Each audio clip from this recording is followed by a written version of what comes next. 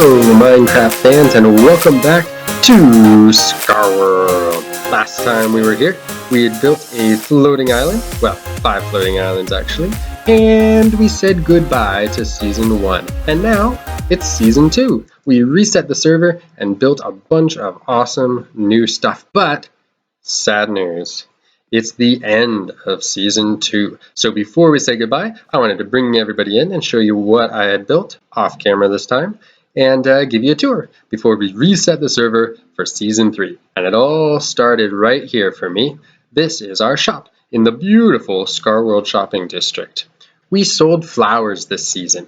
Flowers Forever. That was our shop name right from the very beginning, and as you can see, I built a cool greenhouse here using the new 1.6 blocks for the roof and some flowers and berry bushes around the outside, and of course filled it full of flowers on the inside.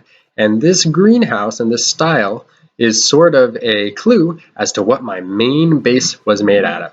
So this week I'm going to go through some of the peripheral builds that I made on the server, and then next week I'll give you a tour of the main base. So definitely check that out. If it's a week later, it's probably already uploaded. Go check it out.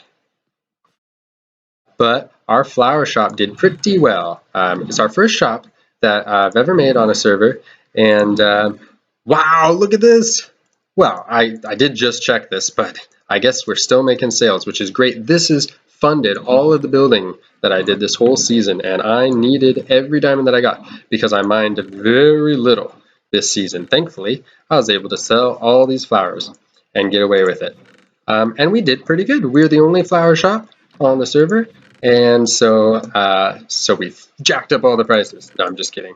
But I'm glad to see we made some flowers. Let me restock this so that the next people in will be able to get those orchids that apparently sell so well. I really did enjoy being a flower farmer. It's fun having a shop that people depend on, although it wasn't like I was selling netherite armor or anything. These are not essential to anyone, unless you're like me and you live in a huge garden. But we'll get to that, like I said.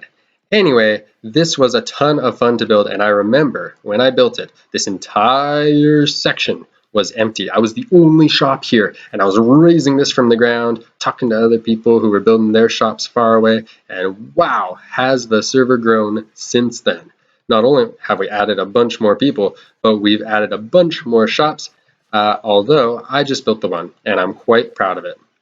So if you play on the Scarworld server, come on down to number 2 Tree Lane and check out Flowers Forever. I would appreciate it. Here we are at the Nether Hub, and can I just point out, although I didn't have a part to play in it, what a beautiful Nether Hub and Nether Tunnel design we have. We've got the east in the Basalt Delta biome style, the north is in the Crimson Forest, west is a Soul Sand Valley, and south is a warped forest, making use of all those new 1.16 biomes, because remember, when this server started, we had just been introduced to 1.16. We're here at the minigame district, Jellyland. As you can see, it's built in the style of Disneyland. Here's Walt himself with Mickey taking a break so that Scar and Jelly can take the podium, and behind them a beautiful, partly unfinished Disney castle. But it's through here that we get to our next build on the server, a mini game that is actually one of the biggest things I've ever made, and certainly the biggest redstone contraption I've ever made. But I worked a long time to get it down smaller and more compact, and I am just so excited to show it off. Let's see the big reveal. Shifting Sands. Whoa! Okay, that looks cool. This is a kinetic board game where players take turns depositing sand at the top and watching it plinkety-plunk down and trying to get it into the chutes at the bottom. But you have to be careful because any sand that you place that doesn't make it all the way down can be used by your opponents later on. For instance, if I go ahead and I'm looking for a good move here, let's say I go ahead and hit the pink button. You will see, through the magic of redstone, a piece of sand will be deposited, and then some of the dividers here, these green dividers, will shift. So now what happens if I push the red button? Or rather, the next player would push the red button. Again, this piece of sand would be deposited, and again, they shift. Now, The best part of this game is what happens when you try to stack a piece of sand on top of an already existing piece of sand. You start to create crazy chain reactions like this. And as the pieces start moving, sand starts falling, you get the points, and they get automatically totaled and dispensed to you here. It is, may I say, quite an impressive contraption. And I'm just going to break on in here and show you a little bit of what it looks like behind the scenes. And this goes all the way up. And this isn't just scaffolding. This is actually sending a redstone signal from the bottom up to the top so we can make use of those buttons. But look at all of this configuring that I had to do. And this is more than 120 T flip-flops along with some other special circuits to control the gates that flip back and forth, and also to add a randomizer for beginning the game, and also to add a reset button for when you're done and you want to reset it for the next player. Oh, and down here is all of the point totaling and dispensing mechanisms based on repeater timings, and of course the chests for restocking and resetting the game when it gets full. Yeah, quite a lot of time and planning went into this, not to mention quite a lot of resources. Oh yes, that's right. Let me show you. And later on, we added some detailing to the outside to make it look a little bit more presentable and cover up all that redstone. And since it was such a tall building, I went ahead and built a huge hill behind it, like that. And then I built a castle coming out of the hill, or some kind of a fortress wall, which I thought looked pretty cool. And of course, made use of all the nice blackstone that we have in the 1.16 update. Oh, and by the way, this is Elytra enabled, and also if you don't have an Elytra, you can still play simply by throwing your Ender Pearl at the target to get up to the top. And here's an example of a move that makes a ton of points. I'm going to push this pink button, and you just watch as all the sand starts cascading down and shifting from side to side and making more and more points. Look at that, 2 4s, a 5. That should be 13 points. Let's see if it works. There we go. 2 and 13. Look at that. Just like somebody had programmed this. I can also take credit for the lovely path that goes past our game Shifting Sands with these beautiful composter palm trees with mushroom light coconuts. I don't know about that, but and some stripped acacia trees, which I always thought was cool. I like stripped trees just as much as the original trees with bark on them. The next build is a very special one because Abyssal was making a skyscraper city, as you can see here, and when I saw that, I begged them to let me build here as well, and they did. So I was fortunate enough to add a skyscraper to this beautiful city, which I'll just briefly show off because of course it's not mine to take credit for. That is all except for one building. Oh dear, look what's happened here. Oh no, at least someone's getting saved. Beautiful traffic lights and roads, and I just love the inspired buildings around here. But coming up on the right is the one that I made, and it's actually a replica of a building in real life. Perhaps you recognize it. Dun dun! Oh yeah, I'm very proud of this skyscraper. I just really wanted to build something tall and modern, and the opportunity arose, so I took it. But yeah, not much inside. We've got a block palette that consists of smooth sandstone, mushroom stems, and smooth stone, and what was the last one? Nope, that's about it. Blue glass, iron bars, and then smooth basalt. And then I got to do all of the stairs, and although there aren't any interiors, all of the stairways and the layouts for all the floors are done. Plus, it's completely spawn-proof because of all the torch spam. No, I'm just kidding. On the other layers, on the upper levels, there are no torches, so I can take credit for that as well. But yeah, I've got here sort of an office building where you get to work in a sad little cubicle, but lots of floor space here for everyone to move in. and it took quite a while, and I was very high up. But I had a ton of fun making this sort of as realistic or as believable as I could while staying true to the original building, while also making it kind of scaled down. I didn't make it as tall as probably the real building would be in real life. Oh no! Whew, that was dangerous. Am I not wearing my wings? Oh, I am. I just thought I could jump farther than I actually could. Um, but yeah, uh, totally a ton of fun to build, and I love the way it looks. And of course, you can't just build one skyscraper. So a huge thanks to Abasul for giving me the opportunity to build something that looks so good because of all the wonderful environment that is around it. Have you figured out what building it is yet? I'll give you a hint. It's in Seoul, South Korea. So go to Google Street View and see if you can find it.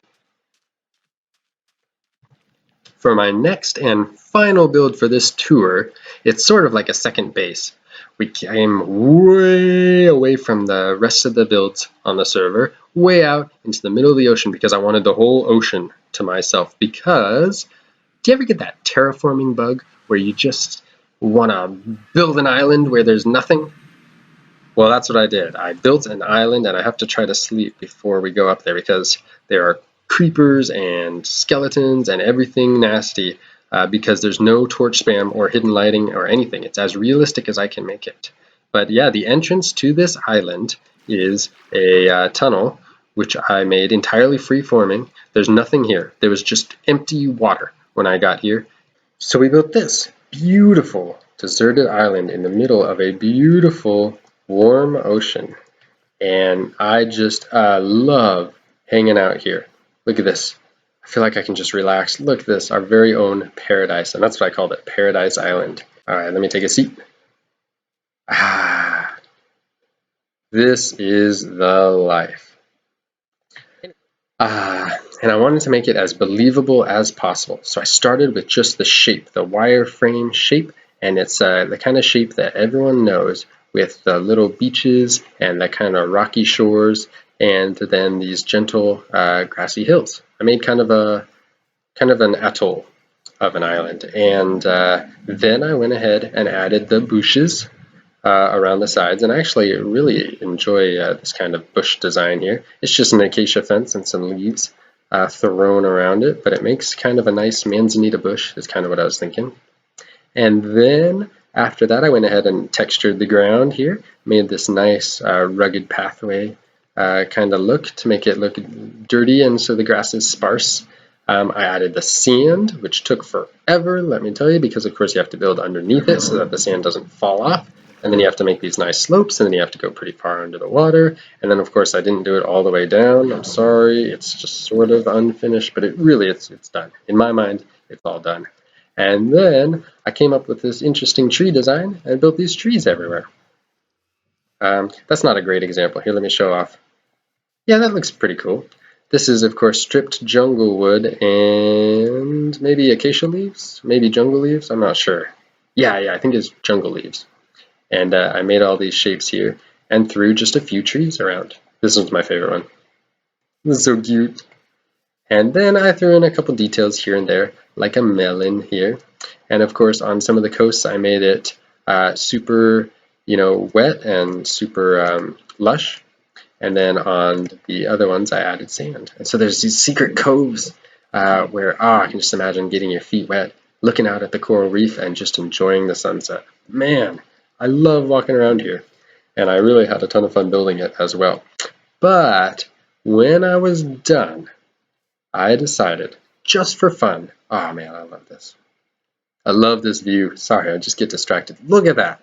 Looks like a real island, kind of, minus all the blocky and pixelated graphics.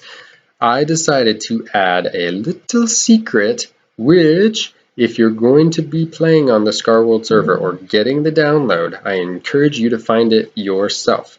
I won't give away any hints, but if you're going to do that, stop the video now. It's been fun. Thanks for watching. Tune in next week. I won't give anything away. But for everyone else, let me show you the secret that I added. Sort of a little mini adventure. If someone was wandering around like me and doesn't even remember where it is. It might even be on the other side of the island because I honestly don't remember. You know what? It's on the other side of the island. And just decided to go exploring. It rewards those who are more observant and more dedicated to the details and exploring their surroundings than other people might be. Hopefully someone sleeps because, again, there's no torches, there's no light out here. It's a truly a deserted island, and it gets dark and it gets scary. Oh, here comes the moon. All right, a beautiful sunrise, and the giant spiders are already invading the beaches. But like I was saying, I added a mini adventure to reward those who were exploring and really looked into all the details, because over here somewhere is oh, here we go, a trapdoor. You might be wandering around being like, oh, some melons, I wonder how many there are. And you're just jumping through the manzanita bushes. Oh, and by the way, there's a rocky coast on these sides. Not a nice beach. That took forever also. But let's say you're swimming around and you see some melons and then something catches your eye. It's a trapdoor. Oh, am I stuck? Nope. Saved it. All right, where was I? It's a trapdoor. Now, what is that doing here? Well, you might decide maybe it's like a pirate's hideout or the smuggler's coast. You know, it's a useful island to have in the middle of a trade route. I wonder if there's anything in here. So you open it up and immediately you know no one's been here for a long time. Whoa.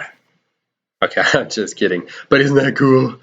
It's sort of a reminder to not meddle in things that are best left alone. But yes, this place has been abandoned for a while, but as you can see, it used to be where the smugglers would hide their cocoa beans and melons, which they were bringing from the East Indies, I guess, and back to, I don't know, the mainland Europe or something. And they probably got captured by the Navy, and they won't be back.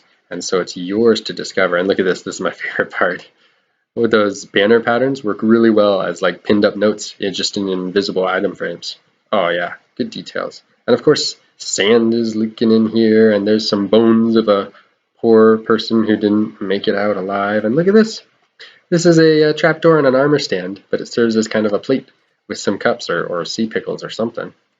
Anyway, this took forever. Oh, look at this. This torch is actually being held up. Oh, and I had to add the dripping for effect. You saw that. This took forever, but it was totally worth it because if you're really good at exploring, you'll notice that there's not a wall here, and you can go back and it's a little bit darker in here and a little bit more mossy, but something catches your eye. It's a map of the island, although it's a map of the island with one clear difference. X marks the spot, me mateys. So we gotta check it out. Let's memorize what this looks like and go see if we can find what is at the end of the X. Now, if you're just palling around on a server and you find that, you better hope that whoever made that map knows that you're going to be checking it out. So you go to the X, which I believe is right off of this point here because north is this way. Just look at the moss on the sides of the, hit the F3 menu and you know north is this way. So you swim over here or run over here and dive in and see if you can find what's down here. You might have to search around a little bit, but soon enough you see it. There's a trapdoor kind of hidden beneath this unassuming coral. And if you go in there, well, look at that. Gold, right? And what else might be down here? It's the pirate's vault with all of their treasures, lapis and gold and honeycomb, which looks like piles of gold in my opinion, and emeralds, and a chest with a book. And I won't tell you what the book says because that is one secret reward that you will have to get the download and come in here yourself to discover. But that's going to do it. I hope you enjoyed this little tour of the sort of the peripheral bases, the ones that weren't our main build for the season, but that took plenty of time and love and passion along the way. Tune in next week for the main base tour, and we'll bid a final farewell to the Scarworld Season 2. And get ready for Scarworld Season 3. Thanks for watching.